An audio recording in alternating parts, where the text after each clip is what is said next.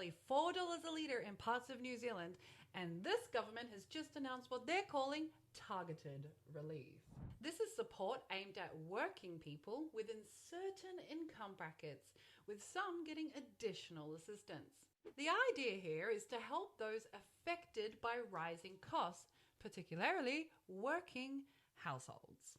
But here's where it gets complicated, because when support is targeted like this, it also means some people miss out. We're talking about job seekers, students, the elderly, the unwell, and people who don't meet specific thresholds. You know, groups who still rely on transport every single day and who are already under immense pressure, not only from the cost of living in this country, but from the rules and restrictions they're expected to meet by this very same government. So while it's called targeted relief, it feels like a few key targets have been missed here.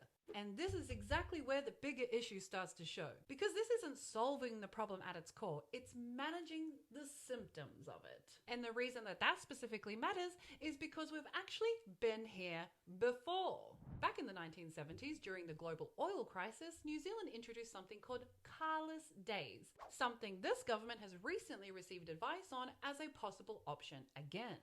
Back then, every car had to stay off the road one day each week based on your number plate. And this wasn't optional, it was enforced. Drivers were given a coloured sticker showing which day they couldn't drive. If your sticker said Thursday, you weren't driving on Thursday. Simple. Police could then stop you, check your sticker, and fine you if you were on the road on the wrong day, unless, of course, you had an exemption. Their stickers don't apply to off-duty trips. Well, I felt it was the most convenient day for me, actually. And how are you going to get to work, sir? Well, actually, I also have an exempt sticker. Thank you. Okay, good. It's not okay. Some people, however, tried to get around it by registering multiple different cars on different days. But for most people, it meant planning your entire week around when they were allowed to drive. So how did people choose their carless day? I wasn't using it. It was as simple as that. My husband's got it on that day. Well, I'm retired, so it doesn't make much difference during the week. Well, three people rely on getting to work during the week. And if we want to go for the weekend, I chose Saturday. If we want to go for the weekend, we can travel on a Friday night and come back on a Sunday. It was a direct restriction on movement introduced because fuel supply had become uncertain. Now, the oil crisis in the 70s and early 80s was triggered by geopolitical conflict in the Middle East, including the Iranian Revolution, which disrupted global supply. And because New Zealand depended heavily on imported fuel, we were hit hard. Sounding familiar?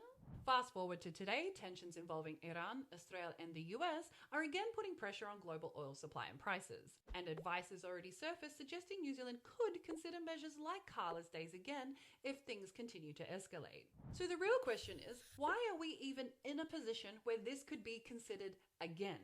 After 50 years, you'd expect us to be less vulnerable to global oil shocks, not still relying on the same old system.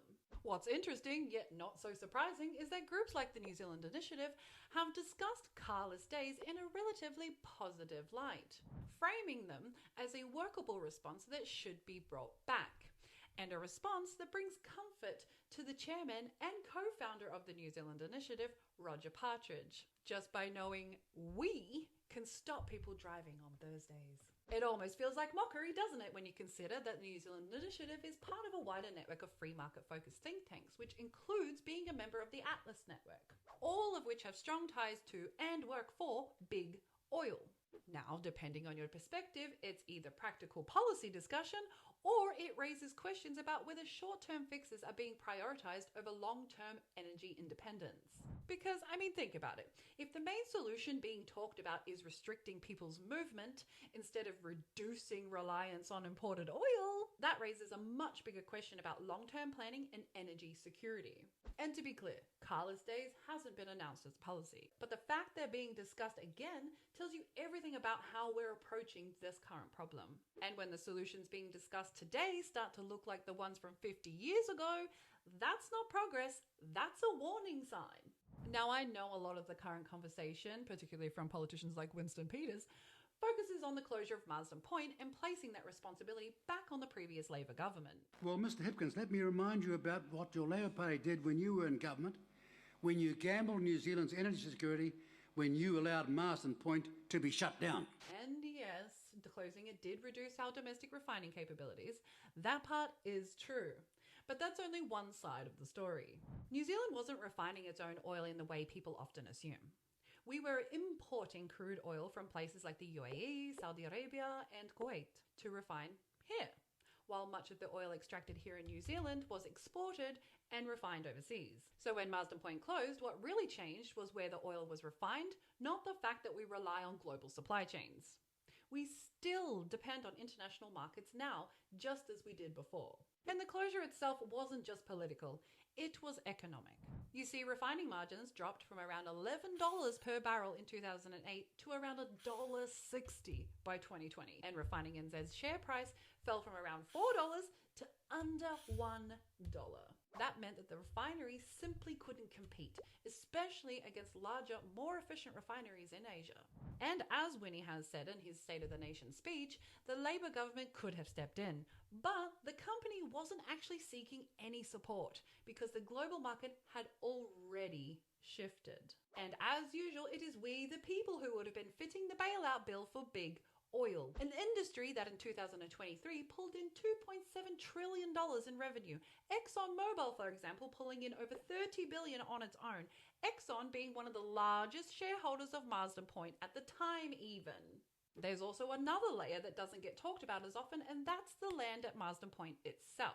Marsden Point sits on land with deep significance to local iwi, and like much of New Zealand's infrastructure, it exists within a broader history shaped by colonisation and treaty issues. Meanwhile, we have political rhetoric from the likes of Winston Peters emphasising pride in New Zealand's colonial history. New Zealand first is proud of our country and our history. We are proud of who we are, our history, our forebears, and what they fought and died for. We're equally proud of our colonial heritage. Did you hear that? Yeah, that's right. Yeah. We're equally proud of our colonial heritage. So on one hand, you have a site with historical and cultural complexity, and on the other, a political narrative that frames the history very differently. Look at where we are today and how we are dealing with a very real and serious situation about New Zealand's fuel security. There was an option given to the Labour government to delay the closure of the refinery for 10 years, which, quotes, would avoid potential negative impacts on fuel security and buy time to progress options that would enable skilled workers at the refinery to help kickstart a biofuels industry. At the same time that Marsden was shutting down, there were efforts underway to reduce New Zealand's dependence on fuel. EV incentives, cleaner energy investment, and shifting how we powered transport altogether. You know, like electrifying our transport fleets and running on 100% renewable electricity generation, as suggested by a former manager of Marsden Point. However, since then, many of those policies have been rolled back by this current government. Subsidies have been removed, EVs have been brought into road user charges, and there has been a renewed focus on traditional fuel systems, potentially locking us into an archaic and dying fossil fuel system.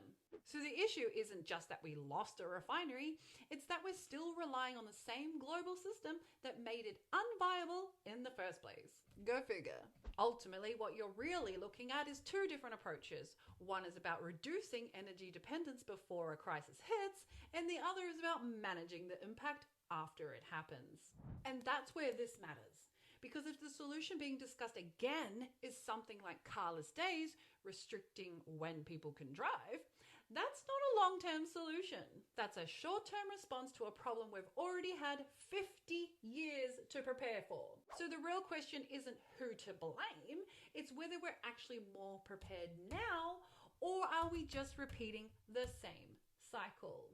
Carless days weren't a success story. They were a sign of a country caught off guard, and it's starting to feel like we might be heading there again. So I guess I leave it with you guys. Would you support something like carless days again, or would you rather see long-term solutions that actually reduce our reliance on oil?